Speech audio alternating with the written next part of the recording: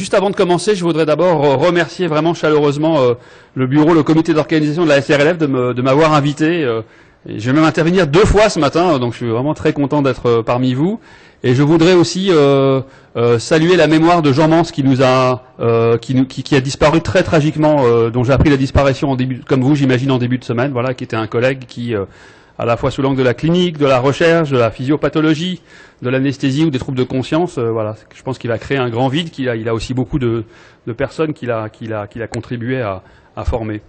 Alors, l'intervention que je vais essayer la petite promenade un peu de jeu de l'esprit que je vais essayer de vous proposer, c'est pas un exercice de recherche traditionnel, c'est pas des guidelines neurologiques ou neurophysiologiques précises, c'est peut-être en référence, vous savez, il y a ce biologiste français contemporain Alain Prochiance qui est au Collège de France, il définit ses activités comme étant, il y a une partie pour ce qu'il appelle sa science nocturne, qui se traduit par par la rédaction d'essais ou par, dans son cas, écrire ou construire des spectacles qui visent à penser des questions de la science ou des Eh bien là, ce dont je vais vous parler, c'est quelque chose qui s'apparente un peu à cette science nocturne, c'est faire usage d'un jeu de l'esprit qui permet de sortir des cadres un peu traditionnels, et notamment pour essayer ici de faire un exercice d'analogie, de pensée analogique.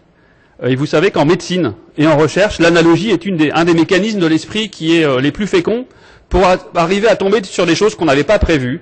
Et donc il vise à mettre en relation 2 choses complètement différentes, en étant rigoureux et puis en faisant attention que ces 2 choses ne sont pas les mêmes malgré tout, mais vous les mettez en relation toutes les 2, et puis vous jouez le jeu de l'analogie, et vous voyez où ça vous emmène. Alors la plupart des analogies sont stériles, hein, elles servent à rien, donc on ferme la porte. Mais il y en a quelques-unes qui sont fécondes. Alors je ne sais pas si celle-ci l'est, mais en tout cas elle m'avait bien amusé il y a 1 an et demi.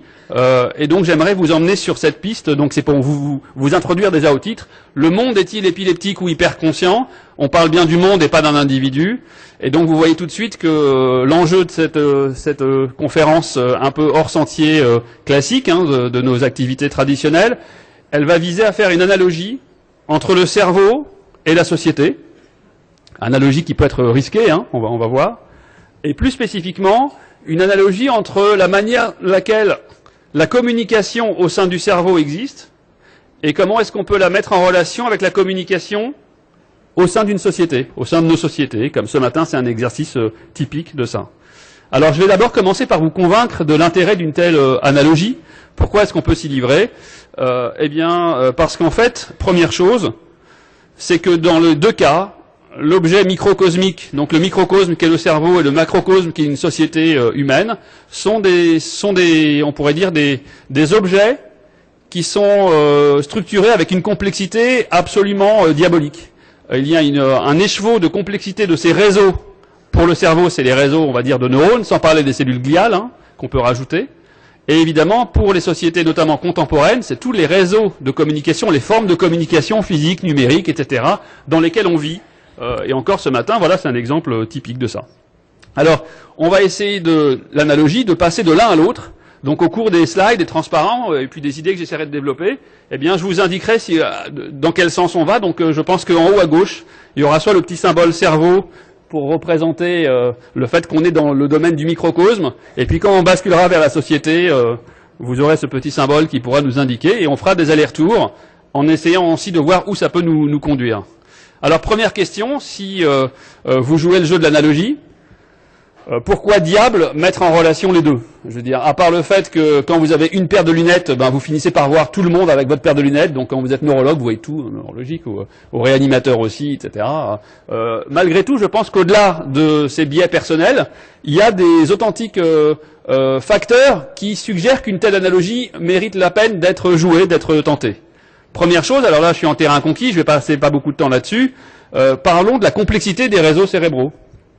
Alors évidemment, j'ai ressorti une des vieilles planches de Cajal, vous savez, avec un neurone pyramidal du cortex.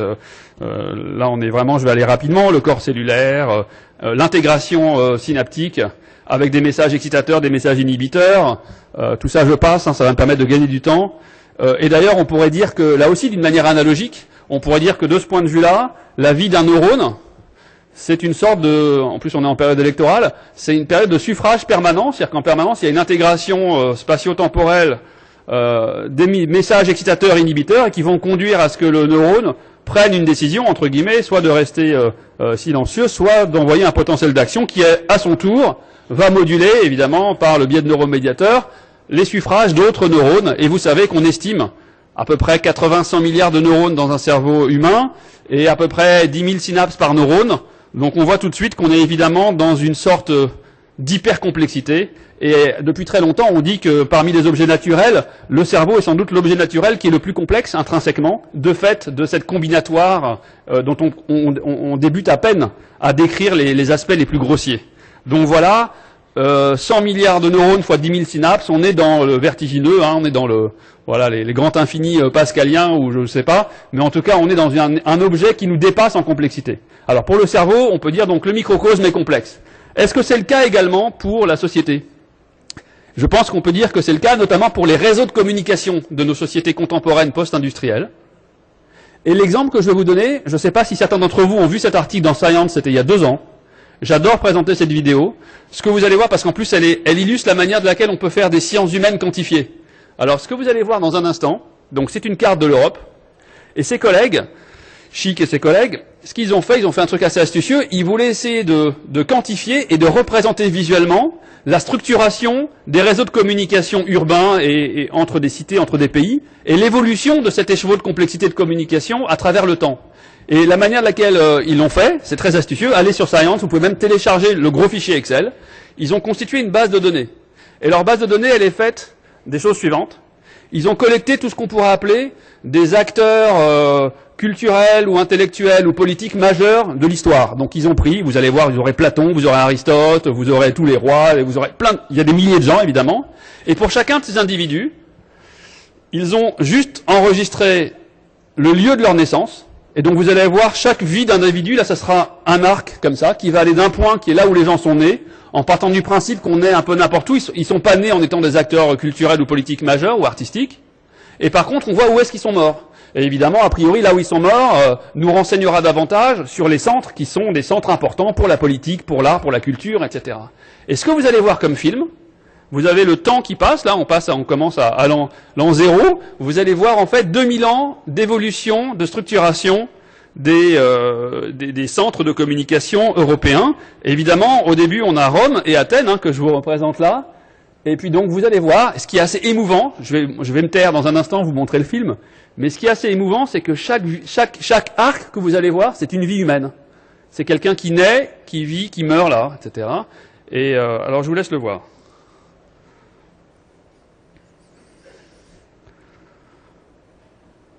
Vous voyez que pendant longtemps, c'est vraiment encore les 2 centres antiques principaux, Rome et Athènes qui dominent. Et on voit Lyon qui est longtemps avant Paris qui apparaît comme centre urbain. Il y a quelques centres en Espagne. Et puis, on est encore là au VIe siècle. Ça met vraiment beaucoup de temps. Et vous allez voir cette explosion des réseaux de complexité de communication. Voilà, Paris enfin commence un peu à émerger. Et on commence à voir déjà là, un peu au XIe, XIIe siècle, il y a un peu un déclin, par exemple, de la Grèce, d'Athènes. Rome reste encore un centre artistique, culturel majeur. Et là, on voit comme ça l'éclosion de ces réseaux extrêmement complexes. Donc tous ces points qui se promènent, ce sont des vies humaines.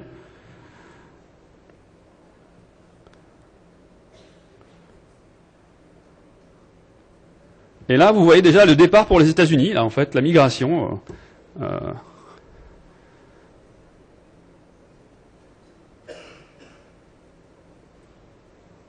Et voilà, on est là. Donc effectivement, lorsqu'on arrive là en 2011 à la fin de ce film et qu'on pourrait continuer, on peut visualiser de manière rapide et prendre conscience uniquement de la complexité des réseaux de communication physique. Je ne parle même pas des réseaux numériques ici, qui structurent nos sociétés humaines.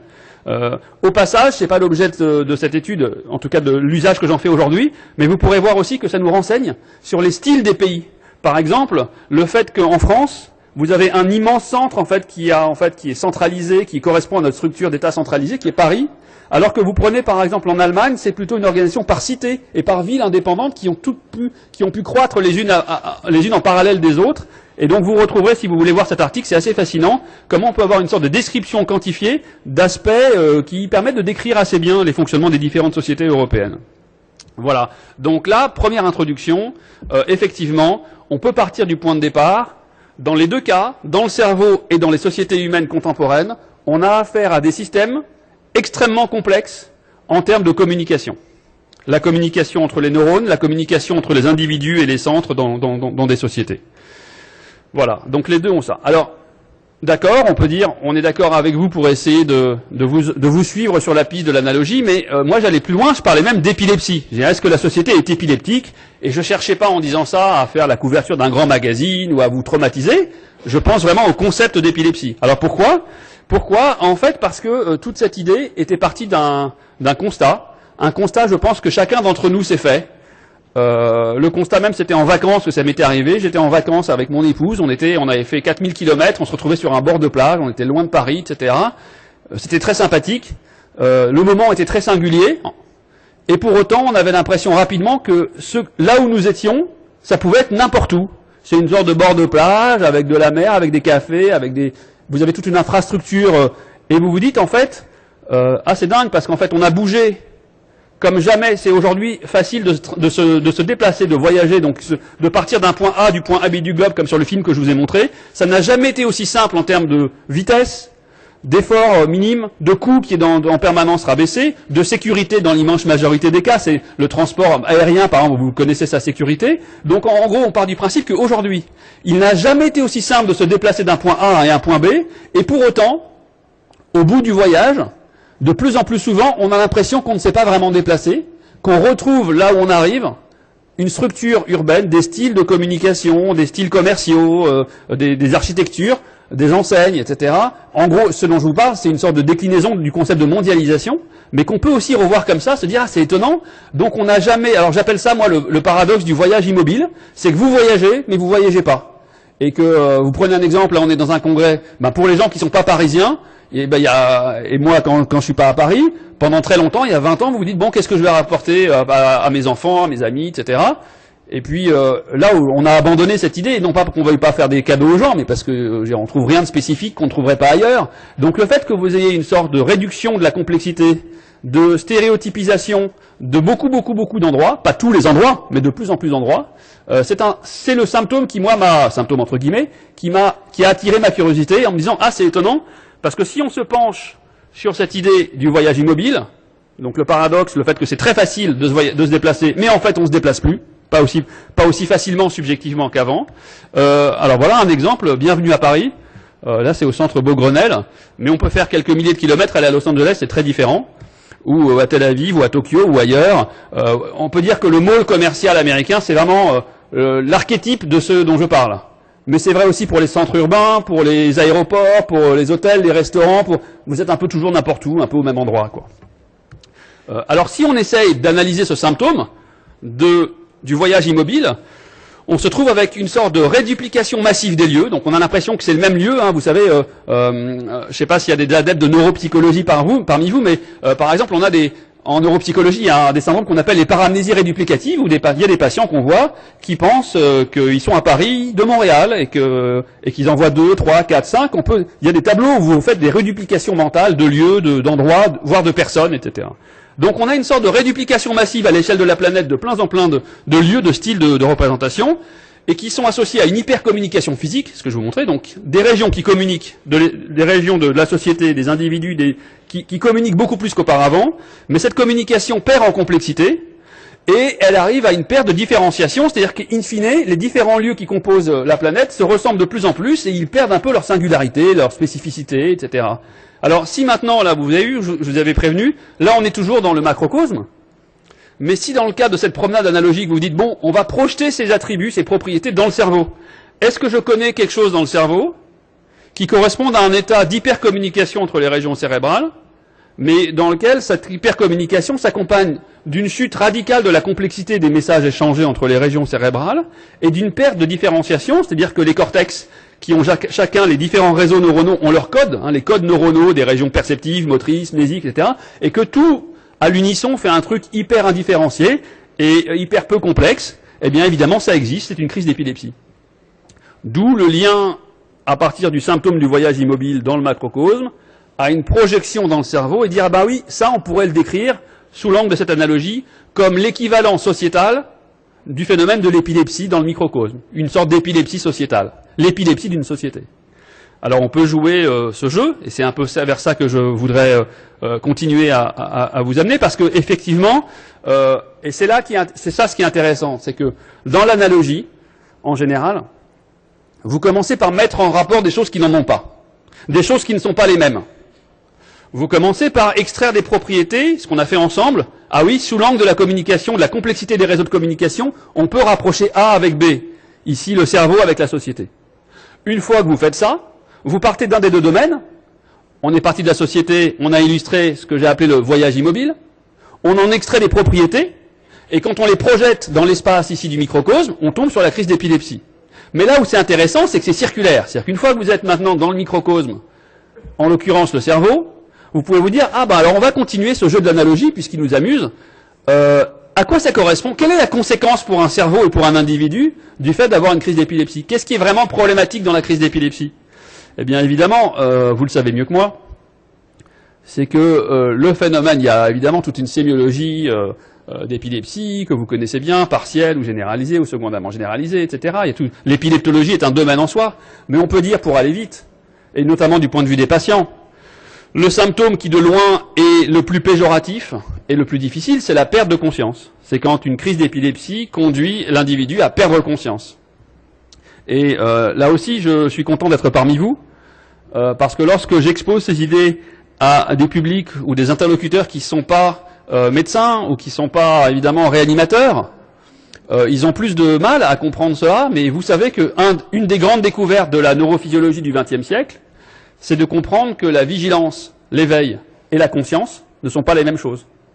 Autrement dit, on peut évidemment perdre la vigilance et perdre la conscience, le coma par exemple, ou l'anesthésie générale, ou le sommeil profond, mais on peut aussi avoir des états dans lesquels des patients vont continuer à avoir un éveil cortical, avoir un éveil comportemental, garder des yeux ouverts, voire avoir un tonus postural, etc., et pour autant ne pas être conscient.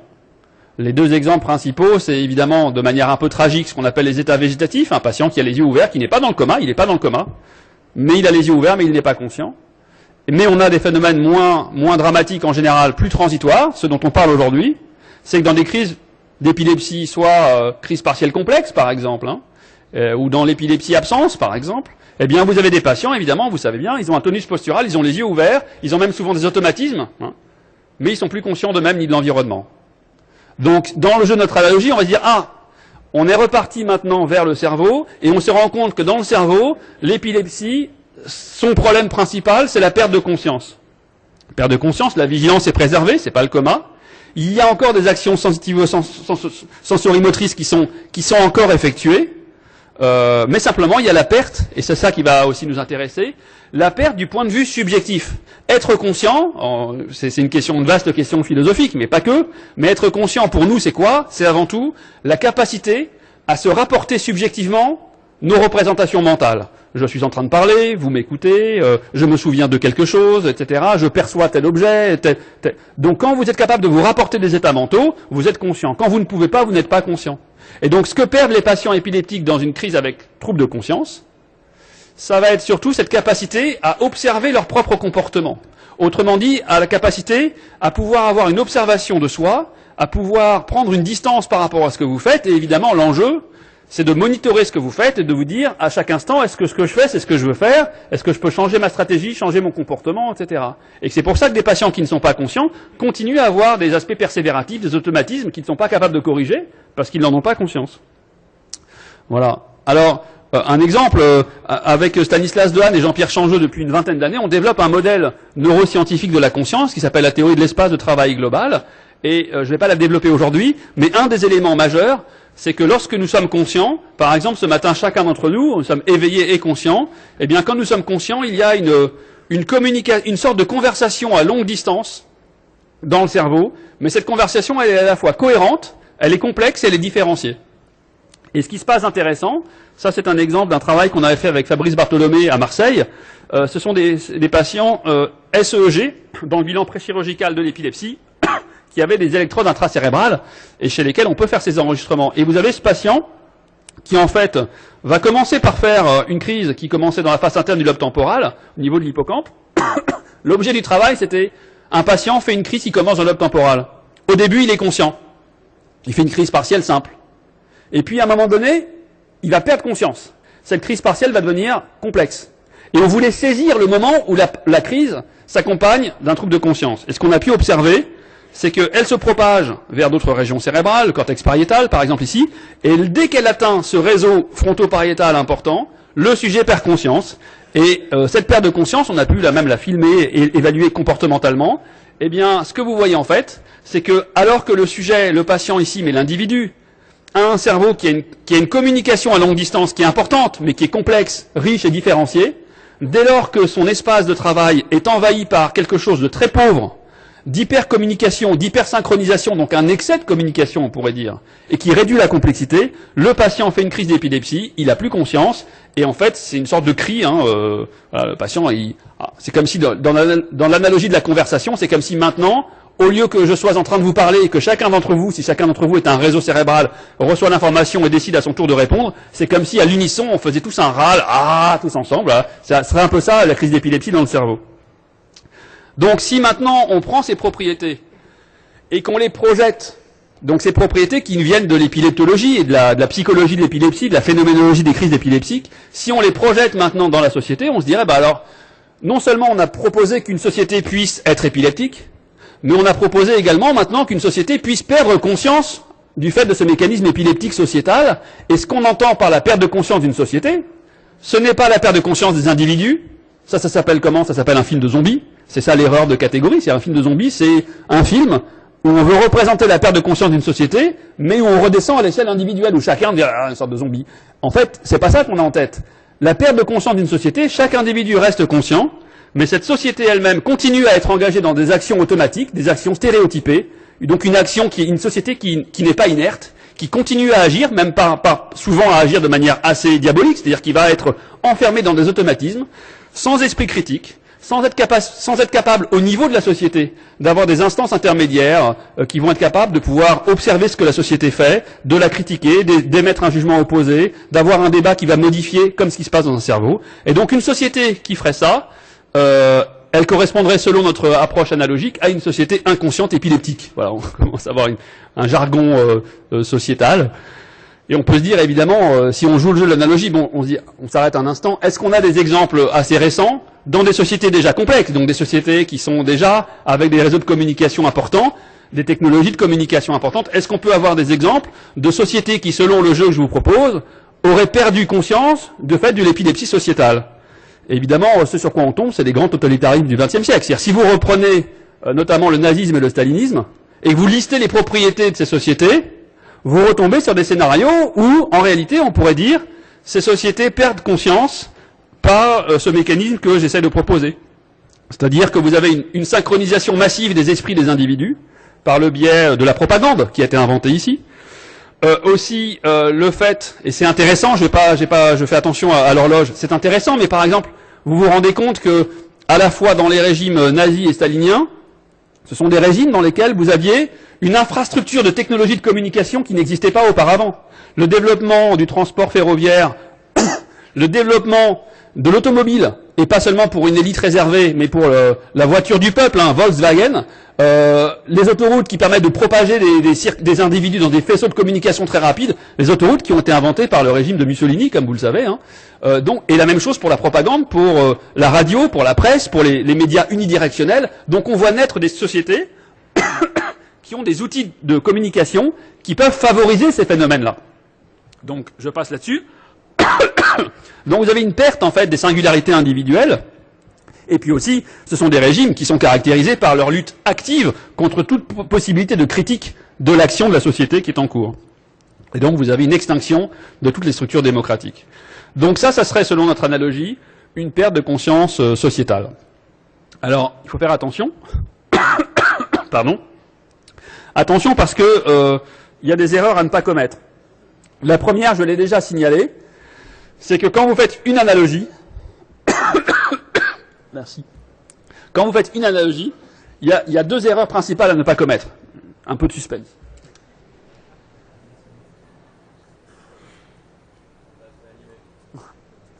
Oui, je suis en confiance. Première erreur, évidemment, c'est de faire une confusion des niveaux. Quand on parle de la perte de conscience, je vous l'ai déjà dit, dans cette analogie, c'est pas la perte de conscience des individus, c'est de la société. Et c'est ça qui est intéressant, c'est que vous avez des individus qui restent subjectivement conscients, le matin ils savent où ils vont, etc., mais dans un fonctionnement global qui, lui, serait caractérisé par une perte de conscience de la société. Et deuxièmement, il y a une deuxième erreur à ne pas faire. Quand vous faites de l'analogie, il ne faut jamais oublier que vous ne faites ni une démonstration, ni vous établissez une identification entre les deux objets. Même à la fin de votre réflexion, une société n'est pas un cerveau n'est pas une société. Simplement, ça peut vous donner des liens qui vous font réfléchir et qui peuvent, eux, vous amener à faire d'autres démarches d'exploration. Alors, quels seraient les prérequis d'une société consciente? Donc là, on peut essayer de passer du côté presque médical. On peut se dire, bon, on va faire conduite à suivre face à une perte de conscience épileptique, quoi. Alors d'abord, on pourrait se dire que, de la même façon que les patients épileptiques, vous savez qu'au long cours, dans l'épilepsie maladie, je ne parle pas d'une crise, mais dans l'épilepsie maladie, un des éléments les plus importants de la prise en charge des patients, c'est ce qu'on appelle l'hygiène de vie. C'est pas à vous que je vais l'apprendre. Eh bien, on peut réfléchir à l'équivalent de l'hygiène de vie dans des sociétés qui sont comme les nôtres, et qui va, évidemment, cette hygiène de vie, elle va vers l'éducation avant tout, vers la protection de ce qu'on appelle une démocratie en réalité, pour arriver à limiter tous ces phénomènes de violence induits par ces phénomènes épileptiques sociétaux. Donc l'éducation, l'accès à la culture et à l'esprit critique, à la pensée critique évidemment, la liberté d'expression qui doit être évidemment garantie, assurée, la séparation des pouvoirs, on remonte à Montesquieu, évidemment en France par exemple, l'indépendance des grands organes, de la justice, des médias, la protection des citoyens. Quand vous vous dites ça, vous pouvez vous dire, là moi j'ai l'horloge, il me reste que 3 minutes. Vous dites, bon, il est gentil, ça fait 27 minutes qu'il parle, et donc il fait une sorte de détour très compliqué pour finir par nous dire, en fait, que pour protéger une démocratie, il faut faire quelque chose dont on n'a pas besoin de connaître les neurosciences pour dire ce que je viens de dire. Donc là, il y a deux conclusions. Soit on peut se dire, ce que je vous ai raconté, ça peut être amusant à penser, mais c'est pas très important, puisqu'on n'en a pas besoin pour arriver aux conclusions que j'énonce. Mais quand, inversement, vous avez deux chemins très différents, donc un chemin de réflexion, disons, de sciences humaines ou de spécialistes des sociétés, et un discours tel que celui que je viens de vous proposer, qui converge sur les mêmes résultats, ça peut vouloir dire aussi que ces résultats sont importants. C'est-à-dire que ces principes de protection sociétale sont sans doute importants. En tout cas, c'est mon interprétation. Voilà. Et j'aimerais terminer aussi avec deux choses importantes. Je n'aimerais pas qu'en partant d'ici, vous pensiez que je vous ai servi une sorte de discours un peu pessimiste, vieille barbe, un peu négative. Alors, je vais mettre les choses au point très clairement. D'abord, si on perd conscience, c'est qu'on était conscient. Donc la bonne nouvelle, c'est que déjà, on a atteint un niveau de société consciente. Et deuxièmement, le point le plus important, c'est celui-là sur lequel j'aimerais insister, c'est que mon point de vue là-dessus, c'est ça. C'est que je pense que nous vivons, à la lumière de ce que je vous ai dit, dans des sociétés qui ont atteint un niveau de communication, de réseau de communication complexe, suffisamment important, pour atteindre des niveaux de conscience sociétale comme on n'en a jamais eu avant. On peut discuter, aujourd'hui on ne pourra pas discuter, mais on pourra discuter plus tard. Je pense vraiment qu'on a développé des outils qui nous permettent, au niveau de la société, je ne parle pas des individus seulement, d'avoir des sociétés extrêmement complexes, extrêmement riches, extrêmement différenciées, qui peuvent atteindre un niveau de conscience, c'est pour ça que je parlais d'hyperconscience, mais que, évidemment, dans le même temps, le fait d'avoir atteint ce niveau-là vous expose, comme dans un cerveau humain, vous expose aux complications d'une épilepsie du système. Autrement dit, je ne dis pas que le monde est épileptique, mais je dis que le monde a un potentiel épileptique comme il n'en a jamais eu, mais parce qu'il a un potentiel de conscience comme il n'en a jamais eu non plus. Et que tout l'enjeu, du coup, ça réinstaure la place même des démarches citoyennes, c'est d'arriver à gérer, à évoluer dans un monde qui soit complexe comme celui-ci. Voilà. Je vous donnerai un exemple. Pour les médias, eh bien, vous passez d'une époque, début du XXe siècle, où vous avez essentiellement des médias unidirectionnels. Vous allumez la radio, vous recevez votre presse, vous allumez votre télé, avec des chaînes très peu nombreuses, très centralisées, une censure politique, tout ça, c'est du top-down pur. Et puis, évidemment, vous inventez le téléphone, ça veut dire vous inventez des structures qui permettent déjà de faire un échange bidirectionnel entre deux individus. Vous inventez tous les outils de communication avec lesquels on travaille, qui permettent que lorsque quelqu'un reçoit quelque chose, il va pouvoir immédiatement, non seulement recevoir, mais renvoyer quelque chose. Et cette possibilité d'avoir des boucles réentrantes de communication dans la société, c'est important. En soi, ce n'est pas nécessairement fabuleux, puisque évidemment tous ces outils sont exposés à des phénomènes d'épilepsie, on le voit bien, d'enflammer des réseaux sociaux, des trucs comme ça. Mais le fait que ça existe installe la possibilité de phénomènes réentrants qu'on n'avait pas auparavant et qui peuvent du coup donner plus de poids à des démarches individuelles, on l'a vu dans plusieurs événements récents, ou à des démarches d'individus ou de groupes de sociétés ou de groupes d'individus qui ne sont pas en charge de pouvoir traditionnel d'une société. Donc je pense à nouveau qu'on vit dans une société qui est beaucoup plus complexe qu'auparavant, et que cette complexité, c'est pas nécessairement une source de mauvaises nouvelles, mais c'est une source d'un potentiel à la fois positif, mais aussi de menaces importantes, et du coup qui réinstaure notre place de citoyen. Voilà. Alors vous voyez, j'arrive, je ne suis pas candidat à l'élection présidentielle, mais je veux dire juste, l'analogie, en fait, pour moi, est intéressante comme ça. C'est quand vous partez pas avec une idée préconçue, que vous voyez qu'il y a un lien entre, ici, le symptôme initialement du voyage immobile, et vous jouez de l'un à l'autre, et vous voyez où ça vous emmène, et comment vous pouvez développer ces idées qui peuvent être ensuite creusées, et échangées, et corrigées. Voilà. Et si vous voulez lire toutes les facettes de l'analogie, c'était un essai que j'ai publié l'an dernier, L'homme raisonnable, avec un jeu de mots sur le réseau. Voilà. Mais je vais m'arrêter là, parce que j'ai terminé mon temps, et je vous remercie pour votre attention consciente. Voilà. Merci.